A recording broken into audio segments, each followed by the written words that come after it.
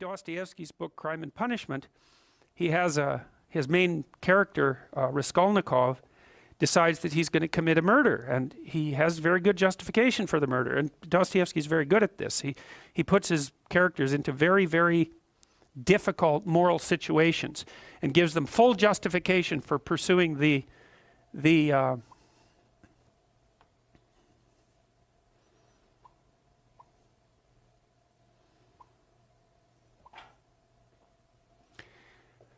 pursuing the pathway that they're pursuing. And so Raskolnikov, he's broke and starving. He wants to go to law school. His sister's about to prostitute herself, roughly speaking, by marrying a guy that hates her, that she hates, and he has contempt for her, at least acts in that manner.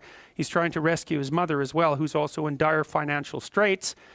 He goes to a pawnbroker to pawn his meager possession so that he can continue to scrape by. And she has this niece, I believe it's her niece, that's not very bright, who she basically treats as a slave and is horrible to. And so the pawnbroker has this money. Raskolnikov is in dire need. He thinks, look, I'll just kill her, because why the hell not? I'll take her money. She's not doing any good with it anyways. I'll free her niece, who's just lurking as a slave. She's got all these other people tangled up in her pawnbroker schemes. All that'll happen is the world will be a better place. And the only thing that's holding me back is conventional moral cowardice.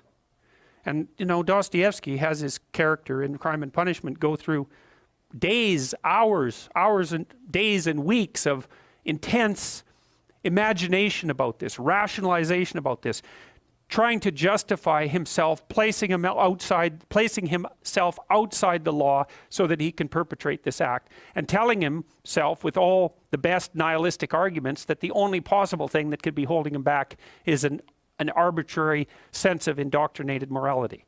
And so Dostoevsky explores that. He does commit the murder, and then of course all hell breaks loose because things don't necessarily turn out the way that you want. He gets away with it, however. Well, he gets away with it technically because no one knows he did it. But he doesn't get away with it in relationship to his own conscience.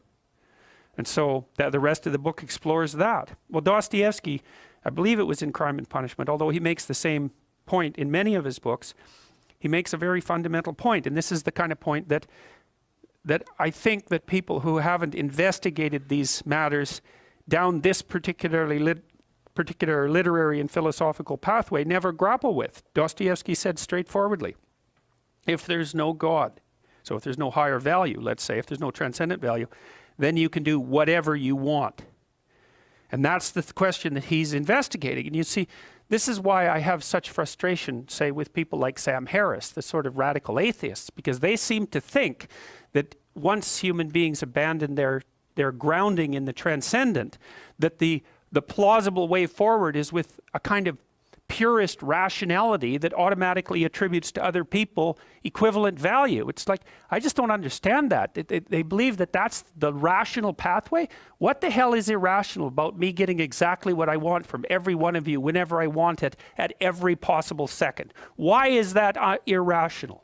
And how possibly is that more irrational than us cooperating so we can both have a good time of it? I don't understand that. I mean, it's as if the psychopathic tendency is irrational. There's nothing irrational about it. It's pure naked self-interest. How is that irrational? I don't understand that. Where's the pathway from rationality to an egalitarian virtue? Why the hell not every man for himself and the devil take the hindmost? It's a perfectly coherent philosophy. And it's actually one that you can institute in the world with a fair bit of material success if you want to do it. So I don't see. To me, I think that the universe that people like Dawkins and Harris inhabit is so intensely conditioned by mythological presuppositions that they take for granted the ethic that emerges out of that as if it's just a given, a rational given. And this, of course, precisely not Nietzsche's observation as well as Dostoevsky's. That's Nietzsche's observation. You don't get it. The ethic that you think is normative is a consequence of its nesting inside this tremendously lengthy history, much of which was expressed in mythological formulation. You wipe that out. You don't get to keep all the presuppositions and just assume that they're rationally axiomatic. To make a rational argument, you have to start with an initial proposition. Well, the proposition that underlies Western culture is that there's a transcendent morality.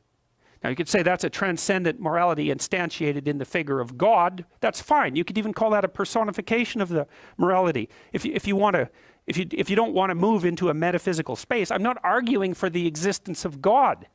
I'm arguing that the ethic that drives our culture is predicated on the idea of God, and that you can't just take that idea away and expect the thing to remain intact mid-air without any foundational support.